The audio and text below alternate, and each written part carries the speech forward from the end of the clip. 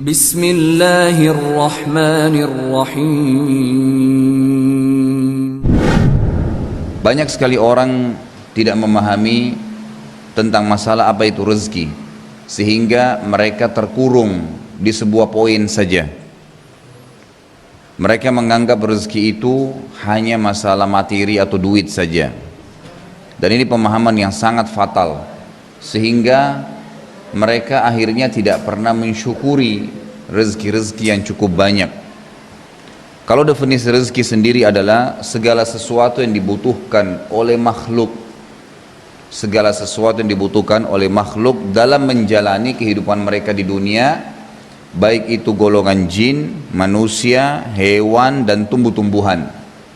Itu rezeki. Sekali lagi, segala sesuatu yang dibutuhkan oleh makhluk dalam menjalani kehidupan mereka di dunia, baik itu dari golongan jin, manusia, tumbuh-tumbuhan, dan hewan. Ini rezeki. Rezeki itu kata para ulama seperti ibarat sebuah pohon, yang pohon itu ada buahnya berjatuhan dan ada yang bergelantungan. Kalau rezeki yang berjatuhan itu yang sering kita temukan tanpa ada upaya pun, seperti misalnya udara yang dihirup, air hujan yang sekarang sedang turun misalnya, maka dia menimpa tumbuh-tumbuhan, tanah yang kering, lalu tumbuh. Kita nggak ada upaya di situ. Mungkin air yang tersedia, semua yang dipakai untuk minum misalnya atau mandi, maka semua ini tidak ada upaya-upaya khusus untuk mengambilnya. Menggunakan anggota tubuh kita, mata dibuka tiba-tiba sudah bisa melihat, tangan bisa digunakan untuk memegang, kaki bisa digunakan untuk melangkah, kemaluan bisa digunakan pada tempatnya yang telah Allah halalkan, akal fikiran digunakan untuk berfikir. Itu semuanya ya adalah rezeki. Adalah rezeki. Nah, itu fasilitas kebutuhan kita, di mana Allah Azza wa Jalla siapkan, masuk dalam kategori rezeki yang bergeletakan seperti buah yang sudah jatuh dari pohonnya, tinggal dipungut saja. Ada rezeki yang tidak bisa didapatkan oleh seorang makhluk atau hamba kecuali dengan cara dia naik ke pohonnya. Dia naik ke pohonnya. Nah, ini diantaranya seperti rezeki kalau dari kalangan ya manusia misalnya, mereka harus berusaha, mungkin buka usaha, ya, mungkin mereka buka butik, rumah makan, apa saja usaha-usaha yang telah memang Allah berikan ide untuk mereka. Karena ide-ide pun itu dari Allah Subhanahu wa taala. Untuk dari makanan manusia nanti bisa dijual untuk manusia kembali. Bahkan dari kotoran tubuh kita sendiri bisa menjadi penghasilan rezeki. Dokter THT tidak akan dapat duit kalau bukan karena kotoran hidung, kotoran tenggorokan, kotoran kuping. Semua itu bisa menjadi rezeki. Orang tidak akan bisa jual sabun dan sampo kalau badan manusia tidak kotor, maka tidak akan bermanfaat bagi mereka. Allah Subhanahu wa taala jadikan semua yang di tubuh kita ini bermanfaat untuk menjadi rezeki sendiri. Jadi dikelola.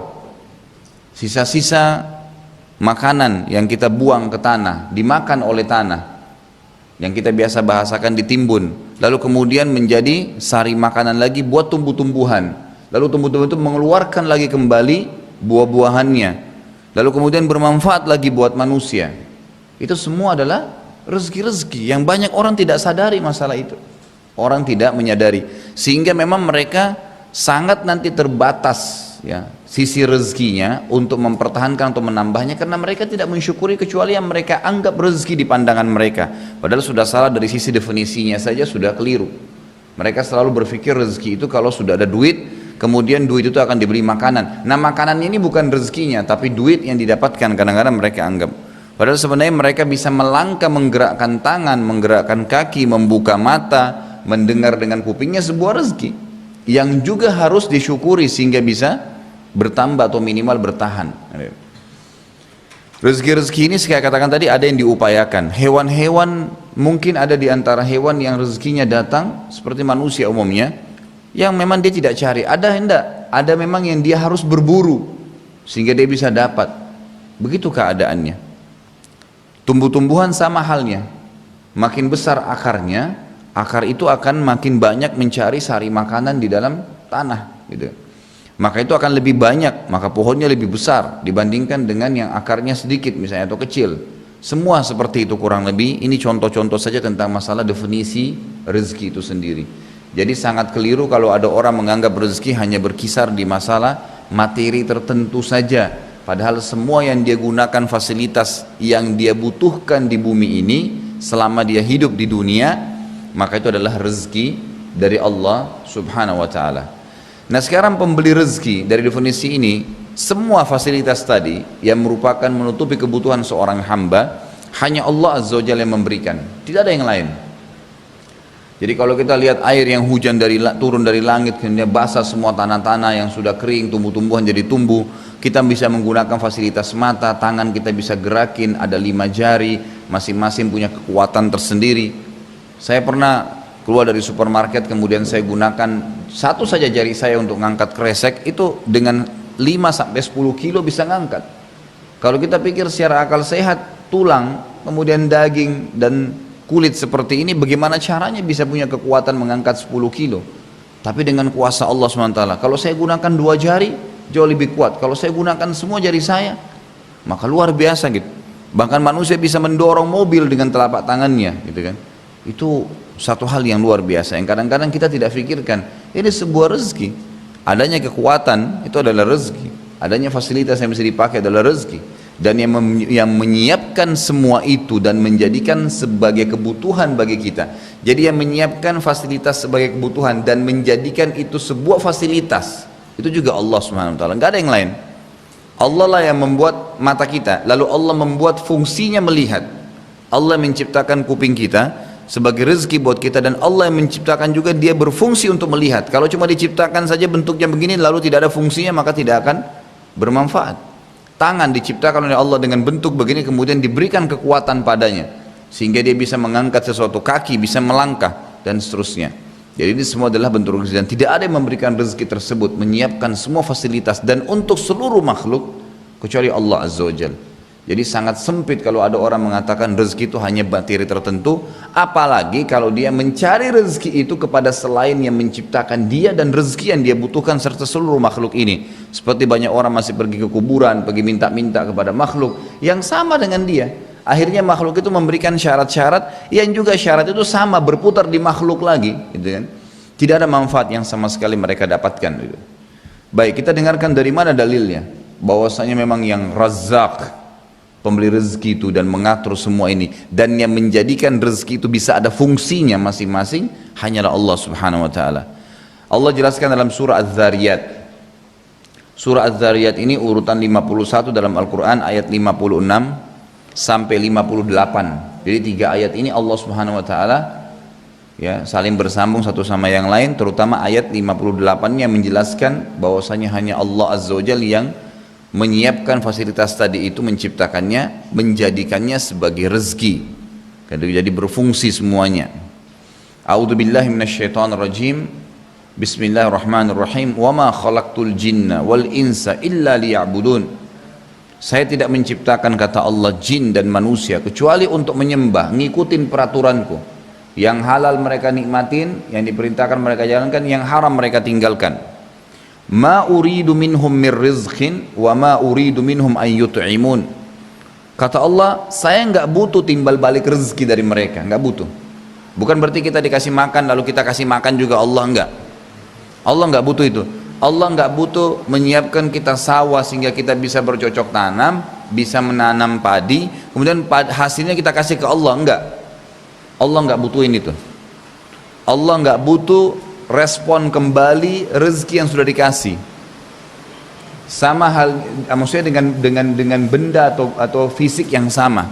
Allah nggak butuh, dan Allah tidak butuh juga diberikan makan apa yang sudah kita makan. Kalau kita bercocok tanam, Allah nggak butuh kita kasih tanah itu sebagian untuk Allah sebagai penciptanya. Allah nggak butuh juga hasilnya dari padi tadi.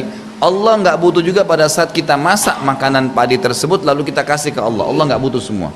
Allah mengatakan ma uridu minhum min rizq. Saya tidak butuh rezeki dari mereka, tidak butuh timbal balik unsur fasilitas tadi Wa ma uridu an yut'imun. Saya tidak butuh juga untuk mereka berikan hasil masakan mereka kepada saya. Enggak butuh.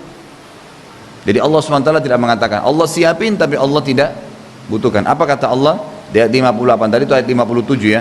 Innallaha huwar razzaqu dzul quwwatil matin. Sesungguhnya hanya Allah lah Razzaq. Razzaq ini sama yang sering saya tekan-tekan adalah siga mubalaghah. Sesuatu yang melampaui batas dalam bahasa Arab. Jadi kalau dikatakan rizqun itu berarti sesuatu fasilitas. Kalau raziq berarti pembeli rezeki tapi pada item-item tertentu. Tapi kalau dikatakan Razzaq berarti dia menyiapkan semuanya dan continue terus, tidak pernah berhenti. Pohon ini habis buahnya, musim lagi buah lagi gitu. Hujan, selesai orang butuhan turun lagi hujan. Kita tidur, selesai tubuh kita tidur semua, bangun, mata tetap berfungsi lagi kembali, tangan berfungsi, kaki terus berfungsi. Jadi Razzaq itu kata ulama tafsir adalah zat yang luar biasa sempurnanya, menciptakan, memfungsikan dan mempertahankan. Terus begitu, fasilitas. Jadi itu makna Razzaq bukan hal yang ringan tapi hal yang luar biasa bobotnya, gitu kan? Maka Allah mengatakan innallaha huwar razzaq dzul quwwatil matin, ditambah lagi dan dia adalah sekuat-kuat tempat untuk bersandar dan bergantung. Enggak butuh bergantung kepada selain Allah Azza wa Jalla. Saya pernah dengarkan kasetnya Syekh Muhammad Urefi, jazakallahu khair.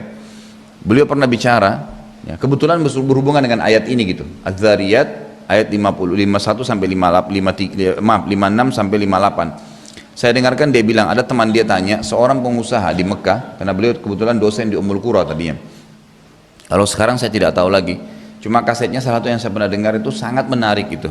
Saya dengarkan dia bilang temannya naik mobil sama dia seorang pengusaha, lalu dia bilang, Syekh, ajarin saya satu doa yang saya bisa amalkan supaya rezeki saya terus bertahan dan bertambah. Kata Syekh Muhammad Urefi, saya hanya bisa mengingatkan kamu ayat ini, dibacain. A'udzu billahi wa ma khalaqtul jinna wal insa illa liya'budun ma uridu minhum min rizqin wa ma uridu an yut'imun innallaha huwar razzaqu dzul quwwatil matin. Temannya rupanya pulang, diamalkan kata-kata ya Razzaq dzul quwwatil matin. Wahai zat yang maha memberi, menciptakan rezeki, memfungsikannya dan mempertahankan, terus menambah, itu Razzaq. Ya Razzaq dzul quwwatil matin, sebaik-baik tempat untuk bersandar gitu kan. Diamalkan. Kata Syekh Muhammad Urefi, setelah sebulan saja dia telepon saya dengan senyum, dengan gembira, ya dengan tertawa dia mengatakan, Syekh, alhamdulillah, ya, dalam bahasa Arab, innallaha razzaqanir razzaq dzul quwwatil matin bimilyur riyal. Maksudnya zat yang maha pemberi rezeki tadi itu benar-benar saya amalkan dalam hidup saya dan dia telah memberikan saya rezeki 1 juta rial dalam sebulan, kan gitu. Ini bukan berarti kita mematok jumlahnya, tapi bagaimana dia dengan keyakinan benar bahwasanya hanya Allah pemberi rezeki, tidak ada selain Allah. Jangan pernah yakini ada yang memberikan rezeki kecuali Allah, Allah Azza wa Jalla. Tangan kita saja tiba-tiba bangun, la qaddarallah stroke, maka yang menciptakan tangan Allah, yang menciptakan struknya Allah, yang mematikan fungsinya sehingga tidak bisa berfungsi adalah Allah, yang bisa memfungsikan kembali hanya Allah, gak ada yang lain. Maka keliru orang kalau menggantungkan nasib hanya dengan dokter, hanya dengan makhluk. Semua itu makhluk seperti kita, cuman beda jenis saja. Maka jangan pernah menggantungkan, apalagi ada orang dengan kejahilian yang luar biasa, bergantung pada batu, dianggap keramat, keris lah, orang matilah. Bahkan ada di India orang yang menyembah sapi, ada yang menyembah kemaluan perempuan, na'udzubillah gitu. Kejahilan yang luar biasa gitu. Jadi ini dalil yang menjelaskan luar biasa bagaimana ya Allah Subhanahu wa taala menutupi. Dengan satu ayat ini sudah cukup sebenarnya untuk menjelaskan tidak boleh kita gantungkan nasib kecuali kepada Allah Subhanahu wa taala.